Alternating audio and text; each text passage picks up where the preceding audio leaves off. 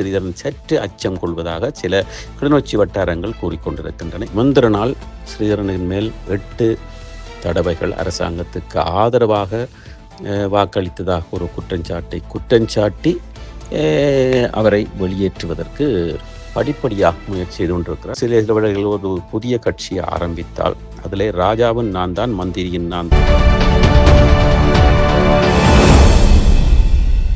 வணக்கம் லங்காபூர் ஊடக நேயர்களே.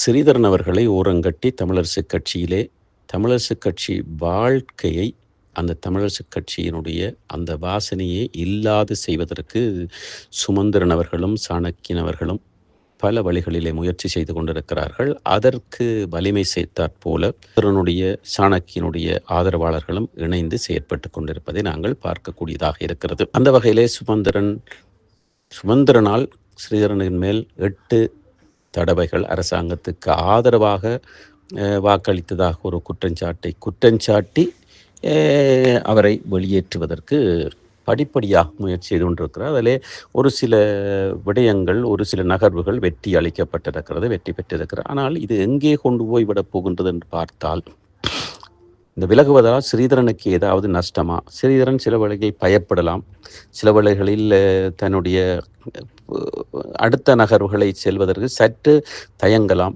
இருந்தாலும் கூட சுமந்திரனால் தண்டித்து, அதாவது வற்புறுத்தி ஸ்ரீதரன் அவர்களை வெளியேற்றினால், ஸ்ரீதரன் அவர்கள் சில வேளைகளில் ஒரு புதிய கட்சியை ஆரம்பித்தால் அதிலே ராஜாவின் நான் தான், மந்திரியின் நான் தான் என்று பழைய அனுபவங்களை வைத்து அவர் அடுத்த கட்டத்திற்கு தமிழ் தேசியத்தை முழுக்க வைத்து நகர்வார் என்பதில் எந்தவித மாற்று கருத்தும் இல்லை. நகர்வாராக இருந்தால் நிச்சயமாக அவருக்கு சில பிற கட்சிகளும், அதே வேளையிலே அவருக்கு இருக்கின்ற தமிழ் தேசிய வாக்குகள் அல்லது அதிருப்தியிலே இருக்கின்ற மற்றவர்களினூடாக இருக்கின்ற தமிழ் தேசிய வாக்குகளும் ஸ்ரீதரன் அவர்களுக்கு கிடைக்கும்.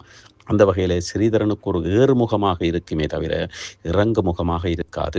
இருந்தாலும் ஸ்ரீதரன் சற்று அச்சம் கொள்வதாக சில கிளிநொச்சி வட்டாரங்கள் கூறிக்கொண்டிருக்கின்றன. இது போன்ற மேலும் பல முக்கிய சுவாரஸ்யமான செய்திகளை அறிந்து கொள்ள லங்காபூர் யூடியூப் சேனலை சப்ஸ்கிரைப் பண்ணுங்கள். எமது செய்திகள் உடனடியாக கிடைக்க பெல் பட்டனை அழுத்துங்கள்.